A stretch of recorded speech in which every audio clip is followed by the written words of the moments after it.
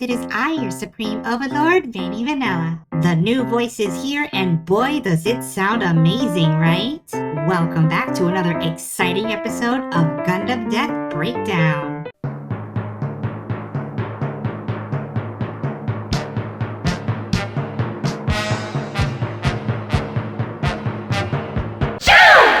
Okay, so I was going to do the death of the Black Tri-Stars until I rewatched the episode Matilda's Rescue. There is another nobody we have to go over. This is bullshit. Listen.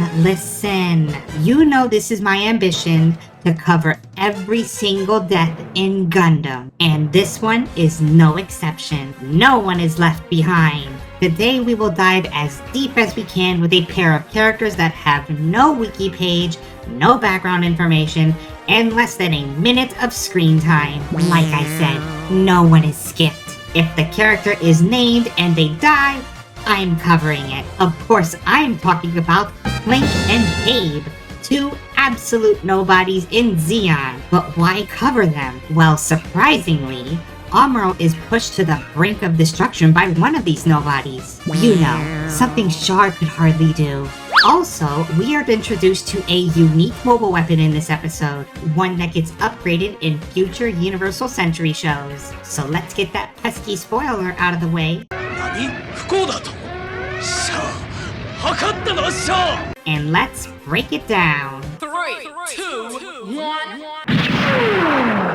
Clink and Habe, nothing else given, were soldiers under the leadership of Makuve and served the Principality of Zeon. Yeah, that's about it for the background information. Clink might be an ensign because he leads the unit and his cape shows the markings of the rank, but his collar suggests at least a lieutenant commander.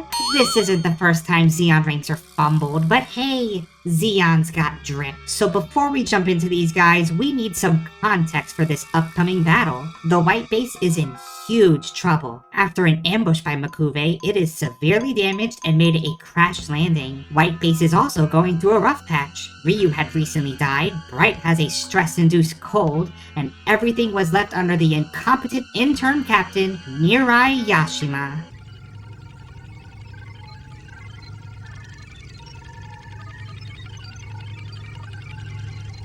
As a commander, Sailor, how should I behave at this time?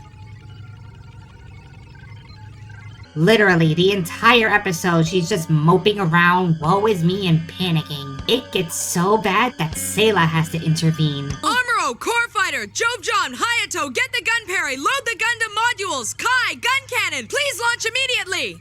If you're mad, punish me, but at least I know what I'm doing, Mirai! That's enough, Sayla. Don't you forget now, I took over from Bright. Never mind.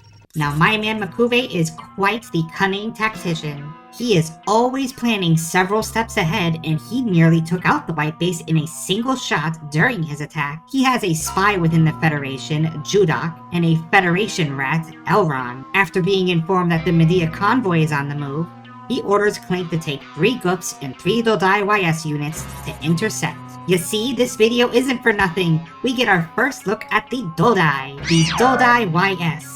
Originally an interceptor bomber, but eventually gets improvised as a sub-flight system for aerial mobile suit combat. Basically, a mobile suit rides on top of this thing and goes flying. The fact that it can carry a 60 to 75 ton mech is a feat on its own, and proves that this thing had powerful thrust. The Dodai was formidably equipped with an 8-tube missile launcher, which would be used against both ground and air units. But you have to remember, this thing is a carrier and a bomber, so it's only natural that it's flanked by DOPS. One of the cool things about the Dodai is that it was designed with the Goof in mind because every Goof has a command antenna. This would establish communication between the Dodai crew and the mobile suit pilot, but the controls could also be given to the mobile suit pilot. The combination of mobile suit and aircraft is a staple that carries throughout the Universal Century, but we all have to start somewhere. Despite its mobility, it is still a huge target, and the Dodai wasn't well armored. You'll see why later on. Just wait for it. Personally, the Dodai is not a favorite of mine. This thing is like a fat B-2 bomber used as a hoverboard. Still, I love seeing that this bomber turned Uber bomber evolves further from here. From the YS, we get the Dodai 2. And don't think the Federation didn't catch wind of this. They eventually make their own subflight system. I love connecting the dots. So the Medea squadron was easy pickings for Clink and his men. 3 bombers, 3 goofs, and 10 dot fighters against 5 Medea transport planes, one of which was carrying essential Gundam upgrades. As he orders his dot fighters to close in, Matilda Ajan sends out an SOS. Mirai orders the white base to assist, but then second guesses herself. Thank God for Sayla, because she puts on the captain pants and takes control of the situation, having the gun parry loaded with the Gundam parts and launching the core fighter. We're defenseless. We'll just have to pray that the enemy doesn't come near here. Mirai, don't you think you'd be more comfortable in the captain's seat? I'm more relaxed here. Maybe we should alert the entire crew and have everyone on anti-aircraft watch. I guess. God, Mirai is so useless. But let's get back to the action. The Medeas are sitting ducks, one by one being taken down. A curious thing that I do question is the use of the goofs. I'll give you this. The goof is equipped with its 5 finger guns, but we've seen goofs in prior episodes use Zaku machine guns, and we know they can use a bazooka. Why have the minimal armaments when you could just overwhelm them with superior firepower? Don't know.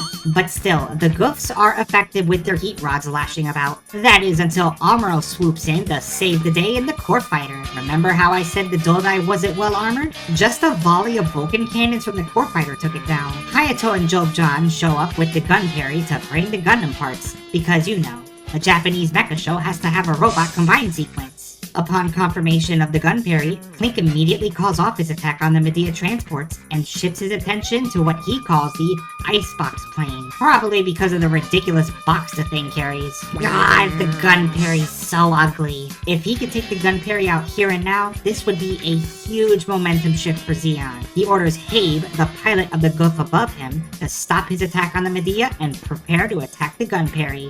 What's an icebox plane? It carries the Gundam mobile suit. Cease attack on Medea, cease attack! Habe, go after the transport carrier now! Go, Habe! Did he say an icebox plane?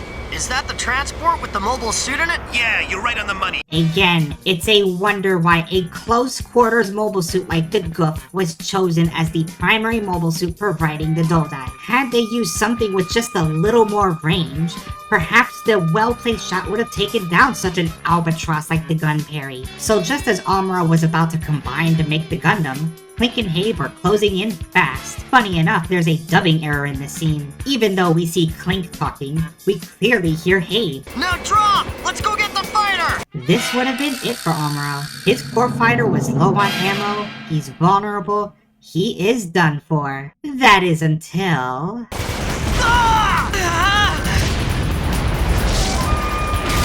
This gun cannon is slower than a mule!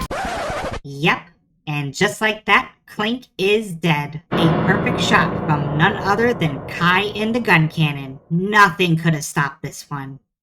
Well damn. Clink, an absolute nobody who piloted a Dodai, dies in Universal Century 0079.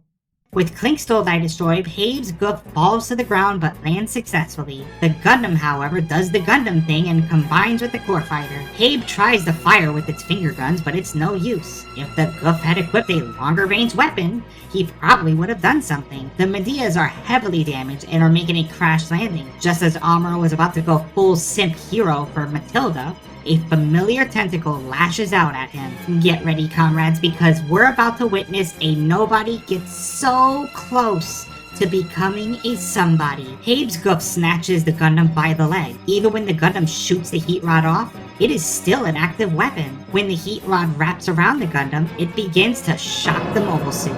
I'm going to guess because the tentacle was damaged, the surge isn't going to be as powerful. I mean, if we look at the goof customs heat rod, it completely shuts down the EZ-8. Even if the Gundam is still operational, it is taking heavy damage along its torso. If the goof had a heat saber, he could have finished the Gundam right here. But instead...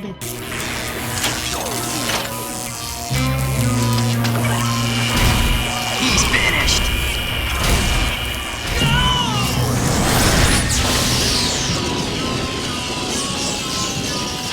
He caught me! They can't be my engine! No! Don't ask me about how the engine got hit. The Gundam sliced the remaining heat rod and the Goof's leg. You would think it would have just fallen. Maybe it's because it landed flat on the back thrusters. I don't know. I'm coming up with anything to explain this one. Habe. A complete nobody who was so close to being a somebody, dies in Universal Century 0079. The Gundam was on its last legs after this fight. If any of these Goofs were better equipped, it could have been destroyed. The finger guns just don't cut it. It's a cool design, but it just doesn't have the penetrating power nor the range. Here's a little perspective. The Goof finger guns are 75mm rounds. The Gundam's head Vulcans fired a 60mm round. The Zaku machine gun, which the Goof can use, fires a 120mm round. It could have held a bazooka if it wanted. The point is, the decision of Zeon to say, let's put a close quarters mobile suit on an air sled, is beyond bamboozling. Habe almost did what so many other Zeon soldiers could have only dreamed of doing.